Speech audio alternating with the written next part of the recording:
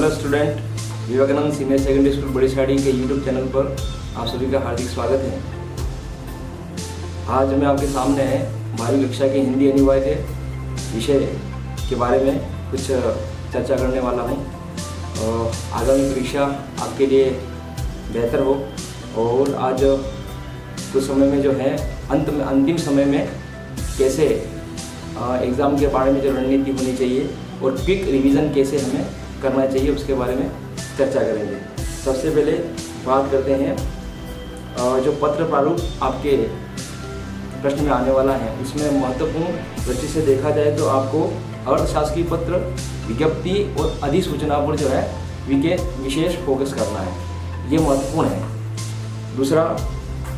अभिव्यक्ति माध्यम एक अपनी थर्ड पुस्तक और चलती है। इसमें देखेंगे तो अपने जनसंचार माध्यम के ऊपर जितने भी जनसंचार के माध्यम हैं, जैसे टीवी हो गया, रेडियो हो गया, इंटरनेट हो गया,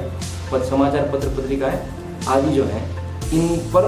जो कुछ सवाल आएंगे, MCQ वगैरह पूछे जाएंगे, लघुत्तरात्मक आएंगे, तो एक बार आपको जो है इसमें सरसरी निगाहों से देख लेना है। उसके बाद अभिव्यक्ति माध्यम में से इसमें जो है आपको पत्रकारी लेखन क्या होता है, समाचार लेखन कैसे होता है, फीचर्स क्या है, आलेख क्या है, तो इसके बारे में बेसिक जानकारी आपको एक बार जो है फास्टली पढ़ लेनी है। उसके बाद में हम आते हैं फीचर और आलेख के ऊपर। जैसे हमने क्लास में चर्चा करी थी कि फीचर्स और आलेख में वैसे दोनों काफ़ी सिमिलर है, पर एक थोड़ा सा अंतर ये होता है कि फीचर्स जो है उसमें उसकी भाषा बड़ी मनोरंजक होती है और उसमें तथ्यात्मक विवरण होता है, और आलेख की दृष्टि से देखें तो उसमें जो है जो भाषा है पूरी एक तरीके से इसमें आलेख में लेखक अपने विचारों को अंदर डाल सकता है। फीचर में ऐसा नहीं होगा। फीचर में जो तथ्य होते हैं उन्हीं को लेकर वास्तविक रूप से वर्णन किया जाएगा, और आलेख में जो है लेखक अपने मन की बातें अच्छी तरीके से बता पाता है। और फीचर और आलेख जो इसमें क्वेश्चन आएगा आपको जो है अथवा में दिया जाएगा, तो इसमें फीचर और आलेख अथवा में आएंगे तो उसमें आपको लिखते समय एक बात का विशेष ध्यान रखना है कि इनको पूरे एक ही पैराग्राफ में नहीं लिखना है, इनको छोटे छोटे 4-4, 5-5 लाइन के पैरा बनाते हुए आपको लिखना है, तो ये विशेष ध्यान दें। और उसके बाद में व्याकरण में आपके भाषा, व्याकरण और लिपि ये बिंदु दे रखे हैं, तो इसमें ये अगर इनमें गहनता से अध्ययन किया जाए तो एक एक विषय भाषा के ऊपर बहुत लंबा चौड़ा जो है मैटर बन सकता है, लेकिन आपको बिल्कुल सरसरा ज्ञान जो है ऊपर से सतही ज्ञान आपको होना चाहिए। जैसे भाषा क्या है, भाषा की परिभाषा देख लेनी है, और हिंदी भाषा के बारे में जैसे इसका संवैधानिक रूप से क्या क्या महत्व है, और संवैधानिक रूप से राजभाषा कब इसको राजभाषा में शामिल किया गया, तो वो एक दो जो तथ्य वगैरह हैं वो पढ़ लेने हैं। दूसरा, व्याकरण, तो व्याकरण जो बिंदु दे रखा है इसका मतलब पूरी व्याकरण नहीं है, व्याकरण की परिभाषा और हिंदी व्याकरण की जो है क्या क्या विशेषता है ये देख लेना है। दूसरा, लिपि जो आता है इसमें लिपि की परिभाषा देखनी है, और हिंदी भाषा का विकास जो है देवनागरी लिपि से हुआ है, तो देवनागरी लिपि के बारे में कुछ छोटी छोटी बातें आपको पढ़ लेनी है। उसके बाद शब्द शक्ति का जो टॉपिक आता है जो 2 अंक का अपने सिलेबस में है, तो इसमें शब्द शक्ति वैसे हिंदी का सबसे बड़ा गहन टॉपिक माना जाता है, लेकिन अपने हिंदी अनिवार्य में जो है शब्द शक्ति में विशेष तौर से परिभाषा और एक एक उदाहरण देखना है। तो हमें चाहे वहाँ वस्तुनिष्ठ बहुचयनात्मक प्रश्न आए या रिक्त स्थान की पूर्ति में पूछा जाए, तो आपको परिभाषा अगर याद है तो एक क्वेश्चन ठीक वहाँ से हो जाएगा। दूसरा, आपको शब्द शक्ति की परिभाषा सहित आपको एक उदाहरण देना होगा, तो इस तरीके से इस टॉपिक को कवर करना है परिभाषा और उदाहरण से, ये आसानी से आपका हो जाएगा। उसके बाद में अलंकारों पे आते हैं व्याकरण में, तो अलंकारों पे सभी अलंकारों की परिभाषाएं और एक एक उदाहरण आपको याद करके रखना है। वैसे आपने याद किया होगा, उसका क्विक रिवीजन इस तरीके से कर लेना है। उसके बाद पारिभाषिक शब्दावली, यानी जो सरकारी कार्यालयों में जो इस भाषा का जो कार्यालयी भाषा जो होती है, उसमें सरकारी कार्यालयी भाषा में जो शब्द काम में आते हैं तो उनका जो है हिंदी मीनिंग है, उनको हम पारिभाषिक शब्दावली बोलते हैं। अंग्रेजी जो मीनिंग है उनको पारिभाषिक शब्दावली बोलते हैं, तो वहाँ पे आपको अंग्रेजी मीनिंग आएगा, वहाँ पे हिंदी अर्थ आपको बताना है। तो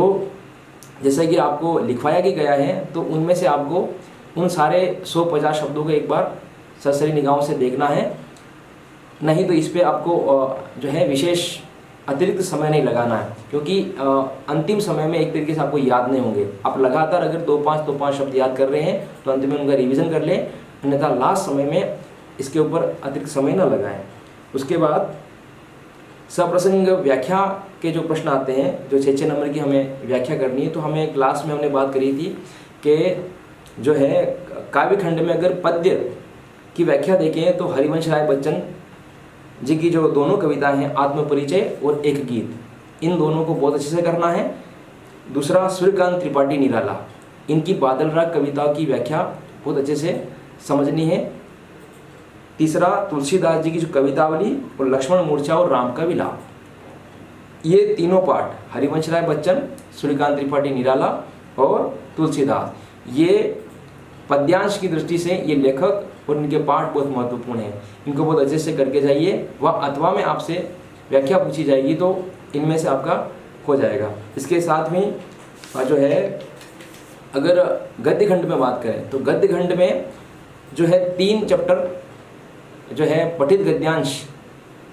की दृष्टि से बड़े महत्वपूर्ण है। एक तो जनेंद्र कुमार का बाजार दर्शन, दूसरा फणीश्वर नाथ रेणु का पहलवान की ढोलक और हजारी प्रसाद द्विवेदी जी का जो निबंध है शीरीष के फूल, ये गद्यांश पूछे जाने की दृष्टि से बहुत ही महत्वपूर्ण है, क्योंकि इनकी भाषा इस तरीके की है, थोड़ी गहन है, तो इसमें गद्यांश पूछने का जो है प्रबल संभावना है। दूसरा अगर लेखक परिचय में देखें तो काव्य खंड में जिन जिन की व्याख्या,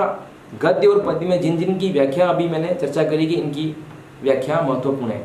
तो व्याख्या महत्वपूर्ण है तो इनकी रचनाएं महत्वपूर्ण है, तो एक दृष्टि से ये लेखक भी बड़े महत्वपूर्ण हो जाते हैं। साथ में काव्य खंड में और लेखक परिचय में, काव्य खंड के जो भाग में लेखक परिचय में आपको रघुवीर साय और शमशेर बहादुर सिंह जी का लेखक परिचय अलग से देख लेना, और गद्य खंड में जो है जनेंद्र कुमार, फणीश्वरनाथ रेणु और हजारी प्रसाद द्विवेदी के साथ में आपको महादेव वर्मा का लेखक परिचय पढ़ लेना है। इन्हीं में से आने की पूरी संभावना है। ये वो कवि हैं जो हिंदी में अपना जो है विशिष्ट स्थान रखते हैं, तो इनके बारे में इनका परिचय पूछे जाने की प्रबल संभावना है। उसके बाद में आपके जो अपनी थर्ड पुस्तक है वितान, तो इसमें सभी पाठों का आप जो है द्रुत गति से एक बार दोहरान कर लें, जिससे आपको पाठ की विषय वस्तु का दोबारा से दोहरान हो जाएगा और उसके पाठ के अंदर से क्वेश्चन पूछे जाते हैं। अभी जो 12वीं के हिंदी अनिवार्य का जो पेपर होने वाला है, इसमें आप सभी स्टूडेंट इस बात का विशेष ध्यान रखें, जो सभी पाठों के लास्ट में जो अभ्यास प्रश्न दिए हुए हैं उसमें जो है अधिकांश वो नहीं आते हैं, उन पर आधारित दूसरे प्रश्न आएंगे, परंतु जो अभ्यास प्रश्न में जितने भी प्रश्न दे रखे हैं उनके अगर आंसर आप ठीक से पढ़ लेंगे तो जो नए क्वेश्चन आएंगे वहाँ पे उसी पार्ट में से, तो उत्तर वो के वही होंगे जो अभ्यास प्रश्न के होंगे। तो इस बात का विशेष ध्यान रखें, आप हर पार्ट के पीछे जो अभ्यास प्रश्न दे रखे हैं उसी पर निर्भर न रहें, उनके उत्तर अच्छे से देखें, उन्हीं के आधार पर आपको नए प्रश्न वहाँ देखने को मिलेंगे। तो आप ये ध्यान रखना है कि इसमें किस तरीके का कौन सा उत्तर होगा। दूसरा, अंतिम समय में फटाफट रिवीजन का एक और फॉर्मूला है कि हर पार्ट का लेखक परिचय पढ़ते हुए जो है हर पार्ट के लेखक परिचय के बाद में उस पार्ट का सारांश दिया हुआ है। तो आप सभी से मैं पुनः ये जो है अनुरोध कर रहा हूँ कि इस तरीके का रिवीजन आप लास्ट टाइम में जरूर करके जाएं। हर पार्ट के लेखक परिचय के बाद में पार्ट का सारांश दिया हुआ है, उस पार्ट में मुख्य रूप से क्या है, तो वो सारा आप जब एक साथ करोगे तो अधिक से अधिक आपको घंटे 2 घंटे के समय में जो है पूरी पुस्तक का आपको रिवीजन हो जाएगा। इससे आपको हर पार्ट में जो मोटा जो है अनुभव हो जाएगा और जो कुछ पूछा जाएगा आप बेहतर आप उसका जवाब दे पाओगे। इस तरीके से पूरे जो है अपने सिलेबस की भूमिका रहेगी। और इसी के साथ में मैं आपको जो है एग्ज़ाम की शुभकामना देता हूँ। और एग्ज़ाम में एक और बात का आप ध्यान रखें कि अपनी स्पीड थोड़ी इस तरीके की रखें कि आप सारे क्वेश्चन को अटेम्प्ट कर पाएँ। और इसी के साथ में जो है आपको परीक्षा की बहुत बहुत शुभकामनाएं। धन्यवाद।